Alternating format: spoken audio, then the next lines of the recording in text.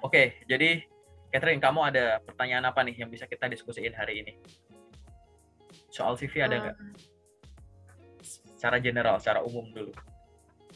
saya bingungnya gini bang, Hmm, kan apa sih? Pertama mereka kan minta sertifikat gitu kan. hmm, Nah semenjak kuliah kan pasti ada ikuti kuliah umum kan pasti ada sertifikat. Nah saya bingung nih mau masukin sertifikat itu yang gimana. Sedangkan yang mereka maksud itu sertifikat itu yang misalnya pengalaman kerja gitu loh, atau pelatihan gitu loh. Oke, ini aku gambarin dulu ya. Aku Hmm, mau share screen. Layar putih muncul belum di tempatmu? udah, Udah ya. Nih, belum. asal usul sertifikat gitu ya. Katakanlah ini kamu, oke? Hmm, Ini kamu ya. Kamu itu pasti punya definisi ya. Pekerjaan yang kamu pengen, misalkan gaji, terus lokasi gitu ya. Kamu pengen yang sistemnya shifting atau enggak? Kamu pengen yang tahan ijazah enggak? Kamu pengen yang banyak lembur dibayar enggak? Kamu pengen yang ada penalti enggak gitu. Jadi ada kamu pengen yang sesuai jurusan atau enggak gitu. Jadi ada panah keluar ini artinya adalah pekerjaan yang kamu pengen. Paham kan? Gitu. Tapi ada juga panah masuk, yaitu keinginan perusahaan, tuntutan perusahaan ke kamu. Perusahaan itu cuma bisa ngasih untuk posisi kayak begini, cuma bisa ngasih gaji segini, untuk lokasi, lokasinya tuh di sini gitu. Jadi perusahaan itu punya tuntutan gitu ya. Ini. Jadi masing-masing kamu pengen kan akan diadu nih, akan dihadapkan dengan yang perusahaan inginkan. Nah, dari yang kamu ingin sama perusahaan ingin, nanti akan ada tiga hal. Tiga hal itu apa aja? Lihat ya. Yang pertama, yang kayak begini nih. Jadi yang kamu pengen langsung bisa dijawab sama perusahaan. Saya pengen gaji antara sekian sampai sekian. Setelah kamu riset, ternyata misalkan kamu daftar customer service. Misalkan kamu daftar antara gaji 5 sampai 6. Ternyata setelah riset gaji customer service di calon kantormu ini dia ada di range segitu gitu. Berarti ada hal-hal yang sifatnya yang kamu pengen otomatis bisa dijawab gitu, langsung sesuai gitu ya. Itu yang mungkin kamu temukan. Ada yang kemungkinan itu kayak begini nih. Nomor dua. Jadi ada yang kamu pengen, tapi kamu nggak temuin di perusahaan manapun, paham nggak? Gitu. Jadi nggak ada pasangannya, gitu. Nah kalau ada yang kayak begini, apa yang harus dilakukan? Yang harus dilakukan coba, masa iya sih keinginan saya ini nggak ada satupun perusahaan yang bisa menuhin? Jangan-jangan keinginan saya ini tuh nggak logis. Coba didefinisikan ulang gitu. Ya kan nggak bisa diakomodasi gitu loh ibaratnya. Masa iya sih semua perusahaan seluruh Indonesia misalkan gitu. Mungkin banget ini juga terjadi gitu ya. Yang kamu ingin nggak bisa dijawab sama perusahaan. Itu fenomena nomor dua ya. Nah, jadi ada panah keluar, nggak ada panah masuknya. Industri nggak ada yang kayak begitu. Itu kan cuma imajinasimu misalkan. Atau kayak ideal versimu. Ada juga yang versi tiga. Versi tiga tuh ini loh. Versi tiga ini adalah perusahaan tuh nuntut kamu bisa ini loh. Tapi kamu belum punya. Kamu belum belum ada panah keluarnya. Paham nggak? Gitu. Oke. Okay? Nah, inilah yang akan menjadi fokus kita gitu. Untuk setiap ada panah masuk, nggak ada panah keluar, artinya perusahaan atau industri itu punya tuntutan sesuatu ke kita, tapi kita belum bisa menjawabnya. Karena mungkin kita belum pengen atau kita belum bisa. Kita belum punya kemampuan itu, kita belum punya kemampuan itu. Sehingga kalau untuk fenomena nomor tiga ini, salah satu caranya itu adalah dengan ikut training atau pelatihan atau sertifikasi gitu. Tuntutan perusahaan kamu lancar berbahasa Inggris, kamu nggak bisa ada panah keluar, kamu nggak bisa bahasa Inggris. Misal, tuntutan perusahaan kamu bisa mengoperasikan software ABC, ternyata kamu bisanya cuma ABC, belum bisa. Belajar software C, gitu. Oke? Okay? Perusahaan punya tuntutan minimal pengalaman kerja selama 5 tahun, kamu pengalaman baru 1 tahun. Gitu. Cari dulu pengalaman, baru cari loker yang kayak begitu. Gitu. Nah, oke okay ya. Ini awal asal usulnya nih. Ya, oke. Okay. Pahami ini dulu ya, udah paham ya? Oke. Okay. Next, kita ke yang selanjutnya. Halaman kosong lagi udah muncul. Oke. Tadi ya, sertifikat. Sertifikat ini kan dokumen. Keluar, Dokumen. Kenapa? Muncul nggak layar belum putih? belum ada keluar, Hah? Belum ada? belum ada keluar, belum. Ya udah, kalau aku giniin gimana? Muncul nggak? Udah deh. Layar putih kosong. Oh, aku Udah. hapus. Ini aku hapus nih. Berarti nggak muncul ya. Gitu. Oke. Oke. Yang kedua adalah, tadi kan kamu ngomong sertifikat. Sertifikat ini kan bukti ya. Bukti telah melakukan sesuatu. Sertifikat ini ada yang sertifikat prestasi, penghargaan. Menang lomba ini itu, ya menang ini itu ada sertifikat prestasi. Ada sertifikat ini, ya sertifikat keahlian, Keahlian, gitu, keahlian. gitu, ya sertifikat keahlian, gitu. Prestasi ini ada dua ya, prestasi bekerja gitu atau belajar, sama event. Event itu kayak lomba dan lain-lain. Kalau bekerja itu misal kayak dia benar sudah pernah bekerja di sini gitu selama sekian. Jadi prestasinya tuh prestasi jabatan, dia pernah menjabat di situ gitu gitu. Itulah ya gitu ya. Nah, ini ada sertifikat keahlian. Keahlian ini tuh apa? Ya tadi dengan kamu ikut apa? Webinar mungkin, dengan ikut short course, dengan ikut training di LPK tertentu, ikut di Disnaker, dengan ikut bootcamp gitu.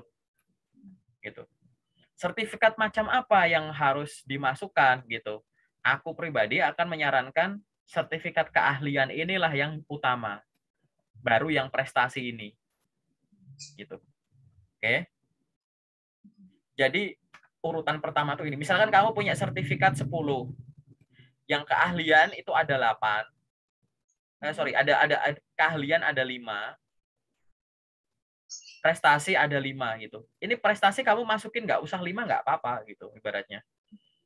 Nggak harus 10-10-nya dimasukin kok. Kenapa nggak harus 10-10-nya dimasukin? Walaupun tadi aku bilang bahwa ini nomor 1 itu adalah keahlian ini silahkan dimasukkan, baru prestasi ini gitu kan, sertifikat ini. Tapi sertifikat keahlian ini biasanya yang akan menjawab, mungkin saya nggak ada kemampuan ini, tapi saya udah pernah ikut pelatihan ini, makanya saya berani ngelamar ke posisi ini. Untuk menjawab yang tadi, panah masuk nggak ada panah keluarnya, gitu. Kenapa kok prestasi nomor 2 ini nggak usah dimasukkan atau di bawahnya keahlian gitu ya? Karena prestasi bekerja ini kan kadang udah dituliskan sebagai pengalaman bekerja kan di CV. Jadi ibaratnya ini tuh kayak kamu ngelampirin paklaring gitu. Paklaring itu kalau ada boleh, kalau nggak usah dikasih di awal nggak apa-apa. Kalau memang nggak ngasih paklaring juga nggak apa-apa. Tapi sertifikat keahlian inilah yang jadi prioritas. Jadi hal-hal yang kamu belum punya di pendidikan formal atau di pengalaman kerja sebelumnya, kamu pelajari secara mandiri melalui training pelatihan ini itu dulu. Tapi tetap untuk memasukkan prioritas nomor 1 atau nomor 2, yang penting itu adalah tuliskan yang relevan. Gitu. Ada suatu, sekarang kita fokus ke sini ya, keahlian ini ya, gitu kan, pelatihan gitu ya. Ini aku hapus lagi. Oke, kosong lagi ya, gitu. Jadi kamu daftar jadi customer service. Padahal sekarang kamu tuh lagi ikut 2 pelatihan. Pertama, kursus bahasa Inggris, kedua kursus bahasa Mandarin, ketiga kursus apa ya, berkuda gitu. Kira-kira yang kamu masukin sertifikat berkuda masukin nggak gitu? Sertifikat ini masukin nggak? Sertifikat masukin nggak gitu? Customer service itu kan kemampuan komunikasi, komunikasi menggunakan bahasa tertentu. Ya udah komunikasi, sertifikat bahasa doang yang dimasukin gitu. Ya kan? Kamu daftar jadi customer service misalkan, atau jadi teller, atau public relation, jadi pramugari, sertifikat masa kamu masukin misal gitu. Atau sertifikat ya enggak gitu. Customer service itu biasanya apa sih? Ngomong, ngolah data. Gitu kan. Berarti pelatihan Excel masukin. Ya kan? Pelatihan public speaking masukin, pelatihan ini masukin, kemampuan bahasa masukin gitu.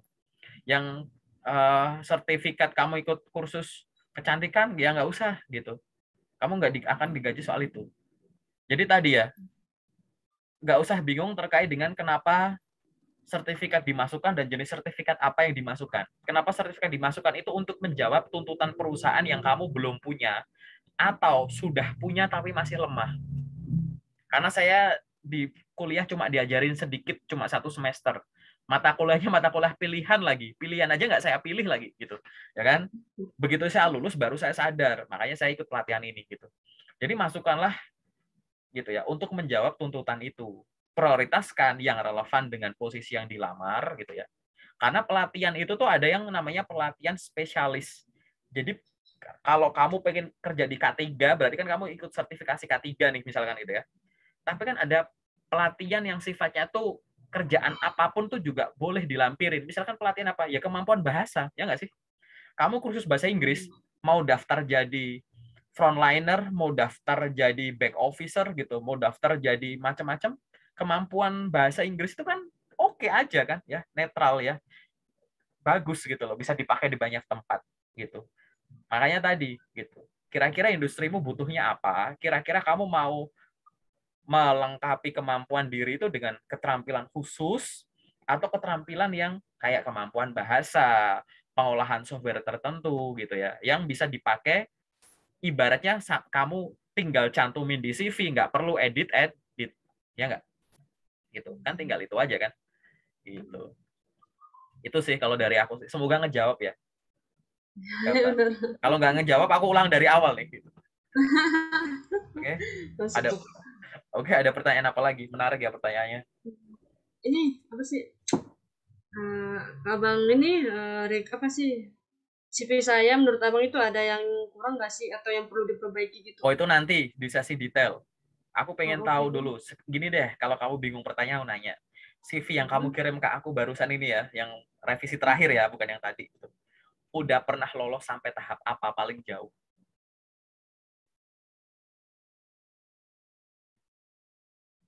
Wawancara di Halo, sorry. Barusan keputus sinyalnya. Gimana? Pernah lolos sampai tahap apa? sampai tahap apa? Wawancara? Wawancara ke direksi 5. Ya, Direksi? wawancara direksi 5 di Bank Mandiri. Ya. 5 direksi. Oh, oke. Panel ya, Ya. direksi tapi panel ya. Maksudnya kayak komplit ya. Ya. Oke. Berarti kan kalau udah sampai direksi, berarti kamu sudah pernah lolos sampai interview HR, interview user, sampai ke direksi gitu ya. Semua jenis interview udah kamu hadapi. Pertanyaanku adalah, ada nggak pertanyaan yang kamu bingung jawabnya? Karena saya bingung, karena kok pertanyaan ini ditanyain sih ya gitu. Atau sebenarnya pertanyaan ini tuh berkali-kali muncul, tapi aku nggak tahu jawabannya, udah cari tahu. Gitu. Ada nggak pertanyaan-pertanyaan apa kayak gitu? Benar. Pertanyaan unik, pertanyaan aneh, atau apa gitu, terserah. Kasih bang. Kan apa ya? Mereka itu nanya gini, direksinya nanya, kamu kegiatan kamu sehari-hari apa sih katanya kan? Itu kan saya jawabnya yang formal. Saya bilang saya belajar apa, padahal setelah saya lihat itu kan lihat di TikTok itu ternyata beda pertanyaannya apa beda cara jawabnya gitu loh. Oke, emang dari Nah TikTok kedua ngarahinnya gimana? Sorry ya, aku putus-putus ya, biar misalnya kamu nggak lupa. oke, nah misalnya kan pastinya ada itu yang dirangkai kata-kata misal saya menghabiskan waktu untuk belajar dengan melihat berita pokoknya banyak deh gitu loh. Nah sedangkan saya jawabnya itu formal banget, saya belajar bu saya bersihkan ini gitu loh bang. Nah mungkin dia itu merasa gak cocok gitu loh.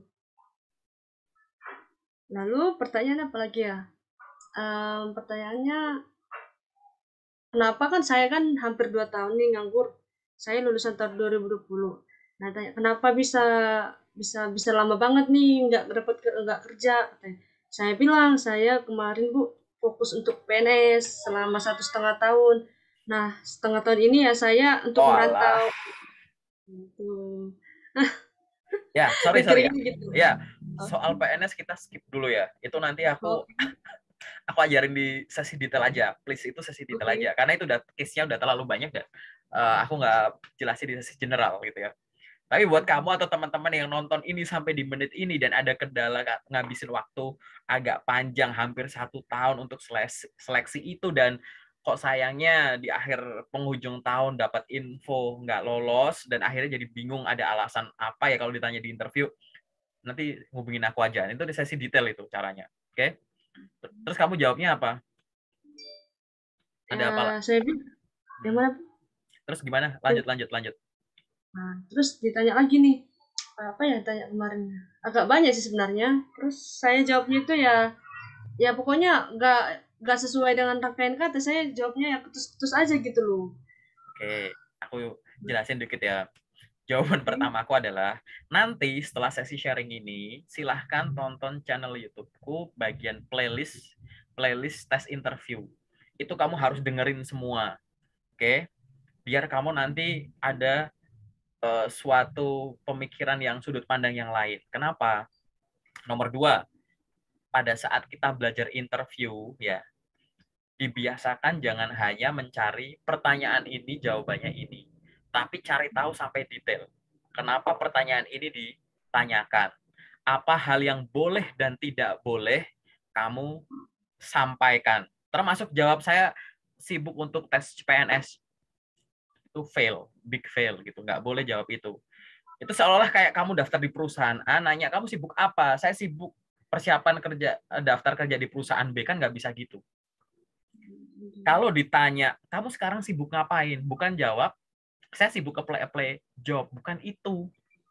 Ya kita tahu semua job seeker itu pasti sibuk apply job, tapi bukan itu yang kita pengen tahu. Nah, itu nanti pelajari.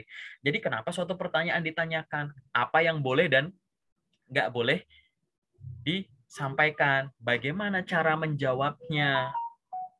Alternatif 1, 2, 3 kalimatnya begini. Dan yang selanjutnya adalah, kalau kita nggak sengaja keceplosan salah, belokinya tuh gimana? Gitu. Ya.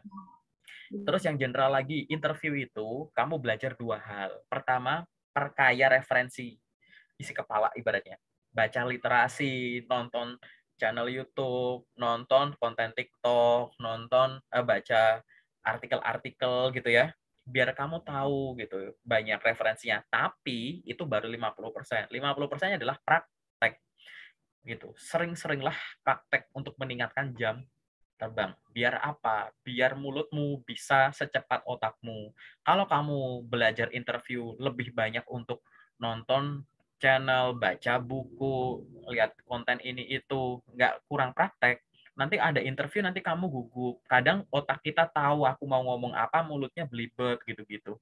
Jadi itu jangan sampai, ya itu yang harus dilakukan. Terus selanjutnya terkait dengan pertanyaan kamu gitu ya, apa kegiatanmu sehari-hari? Ini tuh sebenarnya bukan hal yang formal gitu. Aku nggak tahu ya yang kamu nonton di TikTok apa, tapi coba pakai sudut pandangku juga gini. Ini tuh tidak selalu hal-hal yang formal. Kamu boleh menyampaikan namanya kegiatan ini, biasanya tuh ada yang bahasanya apa yang kamu lakukan setelah bangun tidur dan kamu tidur lagi gitu. Apa keseharianmu? Ini tuh untuk mengetahui apa? Satu, ya, time managementmu itu gimana? Dua, kegiatan yang sifatnya itu apa ya ibaratnya ya, produktif untuk dirimu dan produktif untuk sesama, interaksi sama orangnya gimana dan lain-lain gitu. Cara logika paling simpel gini, kamu tahu petani ya, Hmm. orang itu disebut petani gara-gara selama 24 jam dia di sawah atau dalam waktu tertentu dia ada di sawah. Jam 24 jam di sawah. Emang petani jam 12 malam ada di sawah? Enggak sih, pastinya kan ada itu tertentu itu Nah, yang ini. ya kan? Itu logikanya gitu. Pahami dulu ya. Petani itu, dia kan nggak 24 jam di sawah kan? Ya. Tapi disebut petani ya nggak sih? Hmm. Ya nggak? Oke. Itu. Itu loh, logikanya tuh gitu. Ini buat apa? Ini tuh artinya adalah biar kamu itu tahu bahwa kalau ditanya, kamu kegiatannya sibuk ngapain, kamu jangan kaku ngomongin hal-hal yang dalam tanda kutip terlalu serius gitu. Kamu tuh dianggap produktif tuh tidak hanya untuk menjelaskan saya kerjanya belajar saya ini sampai kamu lupa kegiatan real kamu, kegiatan nyata kamu sebagai manusia pada umumnya gitu loh. Gitu ya. Analoginya tuh pakai petani tadi aku bilang. Oh, orang disebut petani itu apakah gara-gara 24 jam dia nongkrong di sawah? Kan enggak. 24 jam dia mainan sama kebo, sama nyakul-cangkul kan enggak. Ya enggak sih? Gitu. Tapi apa? Di waktu tertentu dia ke sawah, ya, dia memiliki keteraturan kegiatan yang berhubungan dengan menghasilkan beras. ngolah ini, ya itulah yang pengen dinilai dari kamu. Orang cuma pengen ngelihat kegiatan kamu itu apa, tapi diceritakan fokuslah pada yang produktif, yang dia itu akan membentuk suatu rutinitas yang menghasilkan suatu skill di kamu, membentuk suatu pribadi kamu. Intinya, biar kamu tuh kelihatan dari sisi kamu tuh produktif enggak, kamu tuh punya inisiatif enggak, gitu. Ini semua hal-hal yang sifatnya terkait dengan time management. Time management ini hubungannya dengan apa? Ya waktunya kamu istirahat ya istirahat, waktunya kamu bantuin orang tua, waktu kamu olahraga, ibadah, waktunya kamu ngelamar kerja gitu. Jadi kamu boleh menceritakan yang sifatnya itu berhubungan sama kerjaan dan tidak gitu. Yang pengen kamu diceritakan itu adalah keteraturannya gitu. Sampaikan saja gitu. Kegiatan kamu sehari-hari apa gitu, sampaikan saja. Sekarang saya masih tinggal bersama dengan orang tua. Biasanya kalau di pagi hari setelah saya bangun tidur, saya membantu orang tua untuk melakukan ini sampai dengan jam 7. Setelah itu saya berolahraga sampai dengan jam 9. Olahraga yang saya sukai biasanya ini. Setelah itu saya akan meluangkan waktu saya untuk melamar pekerjaan dan untuk pengembangan diri saya. Biasanya dari tengah hari sampai sore hari itu saya akan mengikuti training ini itu atau belajar individu terkait dengan sangkutin tuh sama posisi yang kamu buka gitu. Sangkutin dengan ini misalkan gitu. Saya belajar secara mandiri untuk ini dengan nonton channel ini gitu. Kemudian kalau di malam hari saya lebih banyak untuk menghabiskan waktu dengan orang tua dan untuk belajar ini itu dan saya mulai istirahat di jam sekian. Nah, itu rutinitas saya biasanya untuk di hari kerja. Kalau di weekend ada sedikit yang berbeda karena saya lebih longgar di situ. Saya misalkan saya membantu orang tua saya untuk bidik gitu. Direktur, kalau udah levelnya di direksi itu butuh kejujuran yang ibaratnya tuh kamu nggak cuma perlu ingat ya, aku nggak bilang kalau kamu cerita saya belajar ini itu gitu kamu nggak jujur enggak. Cuman itu kamu belum full package as a human gitu. Menarik kan, sampaikan saya itu melakukan ini seolah-olah rutinitas kamu 24 jam tapi tonjolin di momen-momen waktu produktif yang berhasil kamu bagi jadi dua, satu porsi untuk lamar kerja, satu porsi untuk pengembangan diri, ya kan? Setelah itu baru sampaikan terkait dengan mingguannya. Biasanya saya melakukan ini selama weekdays atau di hari Senin sampai Jumat, namun ada sedikit yang berbeda hari Sabtu Minggu. Misalkan di hari Sabtu saya harus mengantarkan orang tua saya ke sini. Kemudian kalau di hari Minggu misalkan saya ada ini itu, misalnya ada yang ibadah, ada yang kemana gitu. Kalau ada yang non gitu, terus misalkan saya ada ini itu gitu, boleh disampaikan gitu. Gitu. Jadi kita pengen tahu keteraturan itu. Jadi ya kamu sebagai orang tuh normal gitu. Kalau kamu misalkan menceritakan saya sibuknya itu untuk lamar kerja terus kamu bersosialnya gimana? Terus kamu nggak ada pengembangan diri gitu-gitu. Dan itu kamu menyampaikan secara santai karena di interview direksi itu ya memang itu butuh kejujuran. Ingat ya, mereka tuh sudah beliau-beliau itu adalah orang yang sudah ibaratnya membangun dari pernah ngerasain dari paling bawah sampai paling atas gitu ya. Jadi kita yang menjawab dengan tulus itu akan mengena gitu. Mereka nggak butuh diajarin ininya, udah jauh jauh di atas kita yakin. Dari pengalaman udah jauh. Tapi menyampaikan secara jujur itu tuh yang harus dilatih. Nah, jujur itu dimulai dengan cara ya tadi kita belajar dulu sebenarnya tuh interview ditanyain ini tuh untuk apa sih gitu. Dilatih gitu. Nah, nanti ke depan nanti kita sesi Zoom lagi kita sesi interview deh gitu, simulasi interview sama aku kayak teman-teman yang lain boleh gitu. Tapi intinya ke situ ya. Jadi jangan cuma membayangkan gitu. Analoginya apa ya tadi? Analoginya adalah petani. Petani nggak harus datang ke sawah setiap hari untuk disebut sebagai petani. Gitu. Di situ kamu pengen dilihat sebagai seorang job seeker produktif. Job seeker produktif itu nggak melulu ngelamar kerja atau belajar kok. Kamu boleh menceritakan secara tadi tertata. Kalau kamu ngomongnya tertata, pergerakan kamu jelas, itu artinya kamu berhasil memanage diri. Kalau kamu udah sukses memanage diri, ya tinggal kita membayangkan kamu memanage suatu tim, memanage suatu pekerjaan kan akan seteratur itu, gitu, ya kan? Gitu. Itu turunannya macam-macam tuh. Pernah ada soal psikotes, saya selalu meletakkan barang sesuai pada tempatnya. Gitu. So ada psikotes soal yang di sesi itu gitu. Ya sebenarnya runtut gitu. Cuman kalau udah ke levelnya direksi sih lebih ke situ sih. Jadi kadang-kadang tuh mirip sama campuran HR sama user, tapi di situ ada wisdomnya gitu. ada tadi ya, kita pengen ngeliat kamu gitu. Ini aku belum pernah jadi direktur ya. Aku sharing sama beberapa yang aku pernah minta masukan gitu ya. Sebenarnya tuh levelnya kayak gimana ya gitu. Kita pengen kamu lihat kamu sebagai a whole package as a human gitu, bener-bener manusia pada umumnya kok gitu. Kita nggak yang nakutin kayak gitu gitu. Karena kalau cuma ngomongin gitu kayak boring. Masa iya sih kamu kayak gitu? Nggak kayak real. Bisa menebak lah ya dari gesture, dari bahasa gitu. Gitu sih gambarannya Catherine ya. Semoga ada bayangannya ya. Nanti detailnya gimana nanti ya sesi detail aja. Tapi secara general begitu ya. Oke. Pokoknya ingat aja petani gitu. Ingat aja petani gitu. Biasanya analoginya pertama petani. Yang kedua, yang aku sering adalah guru sejarah. Kamu punya guru sejarah ya? Mungkin SMP, SMA, SD gitu ya. Kira-kira kan ada ya, kamu punya guru sejarah ya? Kira-kira guru sejarah kamu itu hidup nggak di zaman kerajaan Majapahit gitu? Kira-kira guru sejarahmu hidup nggak di zaman Batu, zaman Perunggu gitu-gitu? Kira-kira beliau ada di saat Presiden Soekarno baca teks proklamasi nggak gitu? Dia di depannya nonton gitu nggak gitu? Pertanyaanku adalah kenapa ya guru sejarah itu mampu menceritakan hal yang bahkan tidak dia alami, tapi menceritakannya itu dengan baik dengan tujuan memahamkan siswa-siswanya ini dengan tingkat IQ yang beragam gitu ya. Kok bisa gitu, berapa gitu kan? Kan lucu. Kita di interview itu diminta menjelaskan pengalaman yang kita alami. Itu kok nggak lancar gitu. Tapi guru sejarah ini menceritakan hal yang dia tidak alami kok lancar.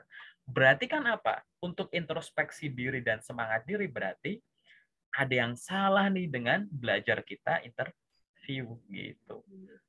Jadi pada saat kita ngerasa gimana gitu ya ini hal yang suka memotivasiku gitu ya gitu. Jangan kalah sama guru sejarah. Dia menceritakan hal yang dia nggak alami bisa lancar. Kita di interview itu ditanya hal-hal yang ada di CV, hal-hal yang pengalaman kerja, organisasi.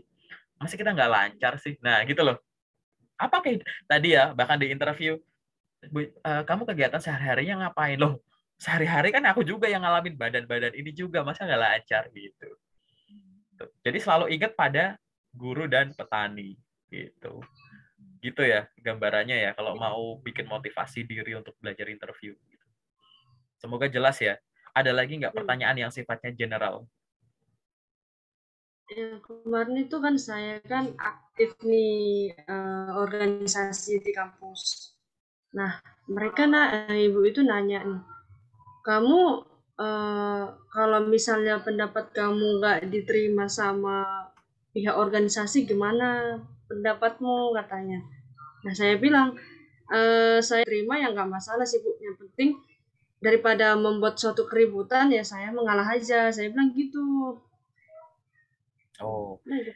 ya ini sih kalau dari cara jawabmu gitu, kamu kurang referensi menjawab saja gitu. Ini kamu cuma butuh riset ke arah sana. Tapi ini aku jawab aja ya gitu. Ini kan sebenarnya bagaimana kalau di suatu organisasi pendapat kita tidak diterima gitu. Ya sampaikan saja gitu, misalkan gitu. Misal kamu mau menyampaikan terkait dengan satu ya, terkait dengan pendapat yang berbeda, sampaikan aja bahwa itu adalah hal yang wajar gitu kan. Barangkali di sini berbedanya tuh bukan pada halnya, mungkin pada metodenya, sudut pandangnya, tapi intinya adalah kita ada di arah yang sama gitu. Gitu kan. Itu. Karena saya tahu saya merupakan individu bagian dari organisasi dan apabila memang ada pendapat yang berbeda dan setelah kita diskusikan secara musyawarah akhirnya menyimpulkan bahwa kita akan mengeksekusi pendapat ini, bukan pendapat saya, ya saya sebagai anggota organisasi, saya akan menghormatinya dan kita akan bersama-sama melakukan itu, biar apa? Biar sukses sesuai tujuan, gitu. Ini malah baik, dan menurut saya ini adalah sehat di organisasi. Karena, gitu ya, dengan adanya banyak pendapat, dan termasuk dengan adanya perbedaan pendapat tadi, saya jadi belajar bahwa, oh iya ya, ternyata itu juga bisa. Kenapa perbedaan pendapat bisa saya terima? Karena sesuatu itu juga bisa dieksekusi dengan cara lebih dari satu, ya kan? Gitu. Jadi fokusnya nggak masalah, intinya itu. Boleh diarahin ke sana. Ada beberapa contoh jawaban ya. Cuman ini aku kasih satu contoh. seolah-olah cuma ngomong ya nggak apa-apa beda pendapat. Misalkan kamu mau menjelaskan kasih contoh nggak apa-apa, gitu ya. Metode STAR itu yang sering bilang gitu kan, gitu. Kamu sampaikan aja gitu. Ada situasinya gimana, tasnya gimana, actionnya gimana, resultnya gimana. Boleh sampaikan itu. Ya bu tidak masalah gitu. Saya berorganisasi dengan mengikuti ini dan perbedaan pendapat menurut saya wajar saja dan saya akan menghargai pendapat tersebut. Kenapa? Karena biasanya yang saya temui itu perbedaan pendapat ini hanya cara menyelesaikan suatu kegiatan. Yang setelah saya pelajari dari suatu organisasi adalah kegiatan itu atau suatu hal itu bisa dieksekusi lebih dari satu cara gitu. Ya, dan untuk menyelesaikan suatu cara ini ada yang seri. Jadi kita harus menyelesaikan ini dulu baru ini baru ini.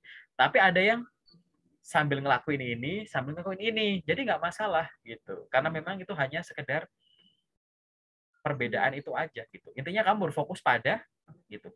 Saya tidak ada masalah, saya menghormati karena memang perbedaan pendapat ini kan niatnya berpendapat itu adalah untuk satu tujuan dan untuk mencapai suatu tujuan ini gitu ya. Ada beberapa cara gitu. Ya itu dilatih aja. Kamu boleh menyampaikannya dengan contoh real juga boleh kok. Cuman tadi berbicaranya kan harus tertata secara kronologis ya. Entah kronologis waktu atau kronologis proses. Berikan kita contoh gambaran singkat. Terus apa yang terjadi di sana, tindakan apa yang akhirnya dilakukan, terus hasilnya gimana gitu. Dari situ saya memahami bahwa ternyata perbedaan pendapat tadi itu memang sehat untuk di organisasi karena berarti berorganisasi itu merupakan wadah yang akan menerima semua jenis usulan gitu. Jadi beda pendapat itu bukan satu dengan dua, bukan pilihan dua. Ini beda pendapat kadang bisa lebih dari dua. Tapi di situ intinya sama, memberikan ide karena kenapa masing-masing orang idenya ada yang sama, ada yang beda. Karena untuk mencapai ini bisa pakai banyak cara. Yang penting kita komunikasikan dengan baik, kita hormati mana yang akan kita lakukan, dan kita berfokus langsung, udah lakuin ini. Toh kalau misalkan pendapat tersebut kita lakukan tapi gagal, kan masih ada ide lain yang belum sempat kita eksekusi. Ya udah ini gagal nih, udah kita coba yang ini gitu. Ya itulah berorganisasi itu semacam itu gitu. Sampaikan hal semacam itu gitu. Ya, dan ini harus dilatih. Ini aku ngomong tuh ini ya yang salah satu hal yang bisa kamu arahin ya gitu. Poinnya adalah organisasi ya, yaitu adalah tempat menyampaikan pendapat sehingga pendapat sama atau beda itu wajar karena organisasi itu punya tujuan dan untuk mengeksekusinya bisa lebih dari satu cara. Jadi tinggal bagaimana cara kita menghargai pendapat itu dan bagaimana kita bersama-sama melakukan tindakan untuk menggunakan pendapat itu mencapai tujuan. Nah, intinya itu. Bahasanya gimana terserah di kamu. Ada gambaran ya? Enak nggak? Enak nggak kalau kayak gitu? Gitu ya? Ya, cuma butuh latihan aja kayak begitu mah gitu. Mungkin masih ada pertanyaan yang lain ya gitu. Nggak apa-apa, nanti kalau ada pertanyaan lagi boleh. Apalagi. Itu aja sih yang saya ingat selama ini tanya sama direksinya. Oke, nggak apa-apa. Nanti lebih detailnya di sesi detail aja ya, Catherine ya, gitu ya. Oke, berarti kita sekarang masuk ke sesi detail dulu aja ya untuk bahas CV ya, oke?